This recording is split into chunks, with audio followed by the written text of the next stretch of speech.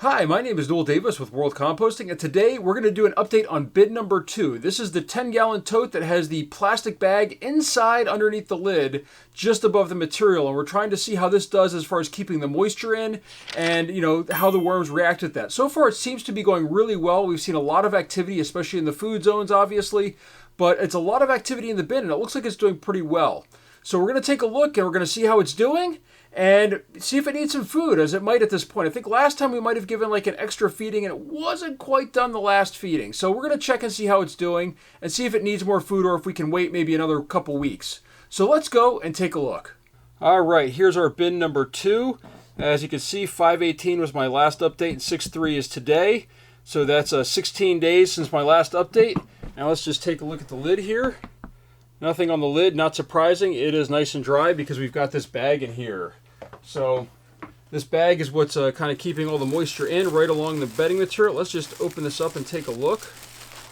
Looks all right overall. A little bit of material on there. We did add, I think, some cardboard last time, or some more bedding material along with the food.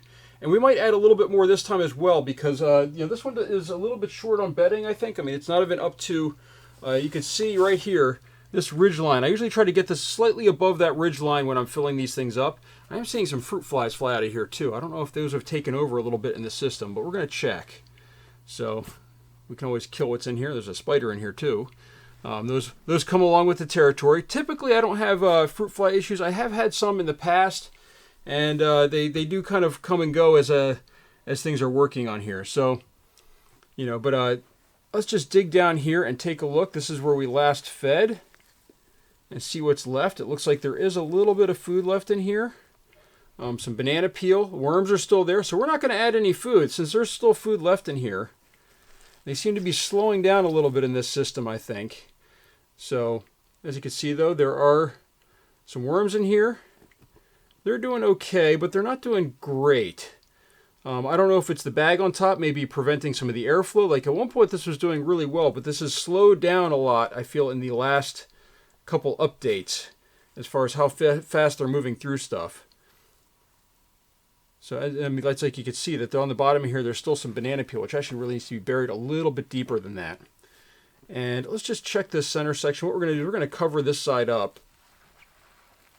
Let's just check right here. And there's more worms in the center here. You can see right here, and there's a little bit more food left. I think we're not going to add any food this time either to this system. I think we're going to let them just slowly work through all this stuff and try to use up all the food that's in here. I like the fact that there's a lot of worms in that handful, though.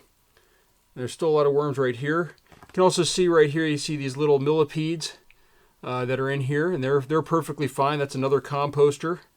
They've found their way into this system somehow. You can see a lot of worms right there in my hand as well. So this system seems to be working pretty well. I was a little worried over there, but there seems to be, maybe there's still a food source in the center here that I wasn't aware of.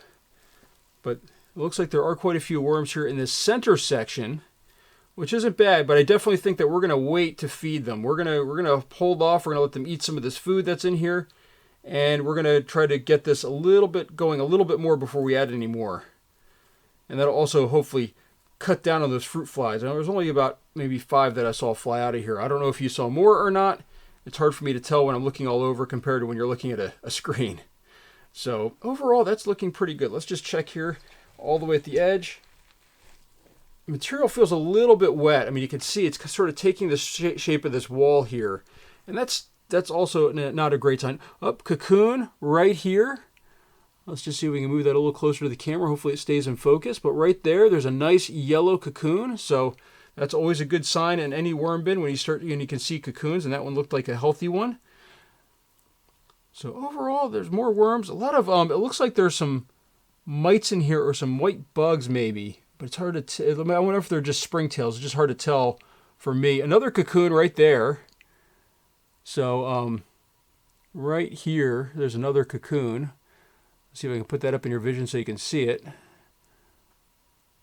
Right over there. So Yeah, this is looking pretty good too. I wish I didn't have the fruit flies in there, but hopefully we'll get this sorted out by letting them sort of eat all this food that's there. This material is, as I said, it's a little bit too moist, but I think that I'd rather have it be too moist than too dry. That's what I've learned. Ventilation is important to dry stuff out, but at the same time, it's safer to have things wet than it is dry in these systems. So let's just dig over here on this side. As you can tell, this is some of that fresh, drier bedding that we had on top. Let's just see in here. Nice, thick material. Looks pretty good. Still some worms on this side, too. So, we'll see how that goes. Just put that on top of there. Some worms, big worms down in the bottom there on this side over here. I don't know if you can really see them. Let me just move this out a little bit. So you can see there's some worms down here in the bottom. I think it's focusing here in the center. But anyhow, this is looking good. There's worms all through this system. I was kind of worried. I thought the last time it was a little bit thinner than this. But it's looking pretty healthy right now. You know, there's just a lot of worm activity in here. Let's just move this back a little bit so that way the light's not reflecting off of there. So it's looking pretty good. I think we need to mix this up a little bit, kind of fluff it. We need to probably dry it out a little bit more. And also make sure that the bedding material and the paper is mixed up so the paper breaks down. As I said, this isn't quite ready to harvest, I feel. You know, which is why I don't mind adding more paper. I think it's a little bit low. And then the idea is you build it up a little bit more. And then once we get above this ridge line in the front here, like consistently all around the bin, at that point, that's when I really want to start, you know, really cutting back on adding any cardboard and try adding food until we can get up to the level that it's time to harvest and get everything consumed in the bin. So we're getting there, but not quite there yet. So we might add another bedding, another massive bedding at some point, maybe to the bottom to just kind of aerate everything. So also the other thing, I don't know if you noticed right here, this is starting to get eaten, this shirt. There's actually a hole right there. So right there, there's a hole in the shirt. It's starting to get eaten as well, which happens with these cotton shirts. And actually part of the reason why I put them in here is that way they will be eaten. Like there's you know, it's one of those things that you can do. You can actually have them eat the shirts that you wear that are cotton. As long as they're cotton, wool, or some material that you know, will break down, it should be good. But again, no food this time. We're just going to let this sit. We're going to let this marinate a little bit longer. We're going to put this bag back on top. And we're going to put it back on the shelf for another week or two. And hopefully by then they'll be through all this food in there. And also just see a fruit fly right there. Let me just kill him. Right in here, if you can see over here, let's just see if I can tap over here to focus. Right over here, there's these gray. These are springtails. And what that happens is I think they're jumping onto this bag and then they can't get out and then they die on here. So that's actually springtails that are over here that are dead. So, you know, that tends to happen when I found with these plastic is if you're trying to get rid of springtails, you put some plastic on top, they get caught in it and they just end up dying.